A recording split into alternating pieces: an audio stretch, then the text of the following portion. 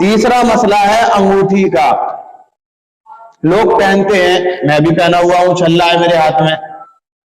مرد کے لیے تو صرف چاندی کی اجازت ہے، لیکن ہلکی چاندی. چاندی کی مرد کے لیے اجازت ہے پہننے کی، لیکن زیادہ بھاری نہیں، صرف ہلکی چاندی. اور چاندی میں وہ بھی صرف انگوٹھی، ہار اور ٹیکے مرد کے لیے جائز نہیں ہے، نہ چاندی کے نہ انگوٹھی کے نہ سونے کے. انگوٹھی چاندی کی بغرض ضرورت جائز ہے. تو اگر کوئی شخص یا کوئی عورت انگوٹھی پہنی ہوئی ہو تو جب وضو کرے تو وضو کے اندر اس انگوٹھی کو ہلا لینا ضروری ہے، آگے پیچھے کر لینا. اور خاص طور سے ان لوگوں کے لیے جس کے ہاتھ میں انگوٹھی، انگلی کے اندر انگوٹھی بالکل ٹائٹ ہے، ہلنے کی گنجائش نہیں ہے، ان کو ہلانا ہر حال میں ضروری ہے تاکہ انگوٹھی کے نیچے جو کھال ہے وہاں تک پانی پہنچ جائے. بھئی ہاتھ کا دھونا وضو کے اندر فرض ہے یا نہیں ہے؟ میں بتا چکا ہوں وضو کے اندر ہاتھوں کا دھونا کونیوں تک فرض ہے. جب انگوٹھی انگلی کے اندر ہوگی اور ٹائٹ ہوگی اور آپ پانی بہائیں گے تو آسانی سے پانی انگوٹھی کے نیچے والے خال تک نہیں پہنچے گا. جب پانی نہیں پہنچے گا تو پھر وضو نہیں ہوگا، جب وضو نہیں ہوگا تو نماز درست نہیں ہوگی. اس لیے اس بات کا خیال رکھیں کہ جب وضو کے اندر ہاتھ دھوئیں، چاہے شروع میں ہاتھ دھوئیں یا پورا ہاتھ دھوتے وقت، جب بھی خیال آئے ہاتھ میں انگلی کے اندر پڑی ہوئی انگلی کو، انگوٹھی کو اچھی طرح ہلا لے، آگے پیچھے کر لے یا یوں گول کر کے گھما لے تاکہ پانی اس کے نیچے تک پہنچ جائے اور وضو درست ہو جائے. یہ تیسرا مسئلہ ہے، آسان سا مسئلہ وضو کے تعلق سے. چوتھا مسئلہ ہے مسح کے تعلق سے. مسح جو ہم کرتے ہیں وضو کے اندر، یہ میں بتا چکا ہوں فرض ہے. کیا ہے؟ فرض ہے. 4 فرض ہیں، 4 فرضوں میں سے تیسرے نمبر کا فرض ہے مسح کرنا. مسح کے لیے نیا پانی لینا ضروری نہیں ہے، نیا پانی لینا ضروری نہیں ہے.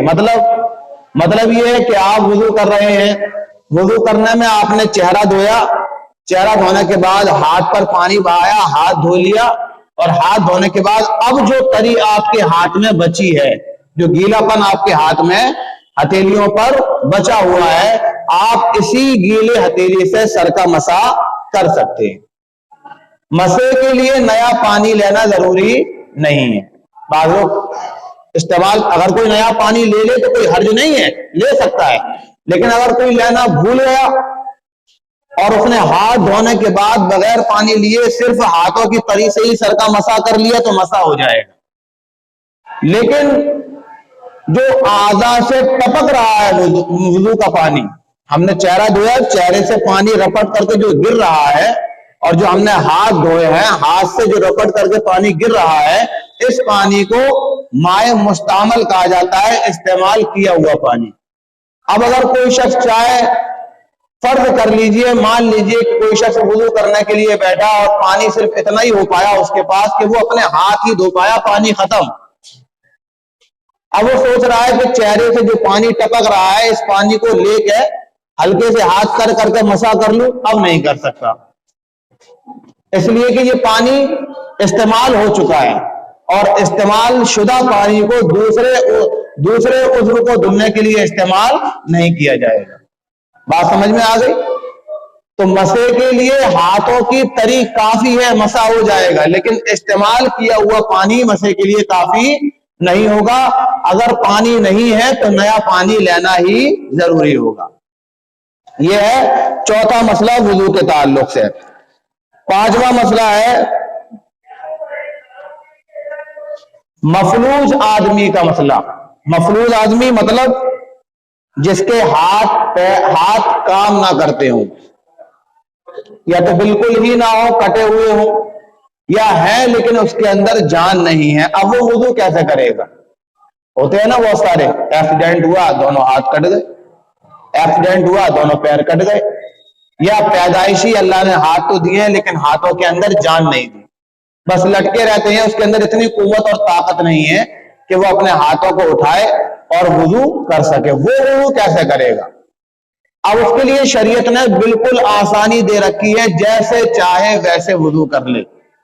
अगर उसको आसानी है कि नल ऊपर है, अपना चेहरा लगा करके अपना चेहरा भिगो सकता है, तो जितना चेहरा भीग सकता है। पूरे चेहरे का धोना उसके लिए जरूरी नहीं है।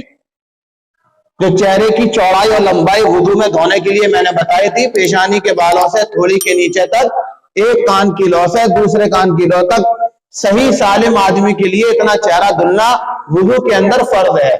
लेकिन अगर कोई शख्स मफलूज है, उसके हाथ काम नहीं करते, तो अब अगर नल से वो वुजू करना चाहे तो अपना चेहरा लगा करके धार के नीचे जितना चेहरे पर पानी आ जाए उसके लिए काफी हो जाएगा। और अगर ये भी नहीं कर सकता है तो अब किसी दीवार से हल्का हल्का मामूली तौर पर अपना चेहरा रगड़ ले, ये तयम्मुम की शक्ल में आ जाएगा।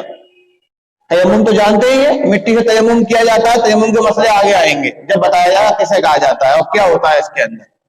तो तयम्मुम की एक शक्ल ये है कि अगर आदमी के हाथ नहीं है, कटे हुए हैं, वुजू नहीं कर सकता या मफलूज है, हाथों के अंदर जान नहीं है, तो वो चेहरे को अपने दोनों गालों को दीवार से हल्का हल्का रगड़ ले, ताकि वो तयम्मुम उसका हो जाए और वो नमाज अपनी अदा कर सके। ये मफलूज आदमी का मसला है।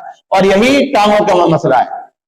अगर टांगे नहीं है, चलता है सिर्फ ऐसे घिसट घिसट कर, तो अब उसके लिए पैरों का धुलना फर्ज नहीं बचा। जब चीज ही नहीं है तो वो फर्ज क्या होगा? तो उसके लिए पैरों का धुलना फर्ज नहीं बचा है।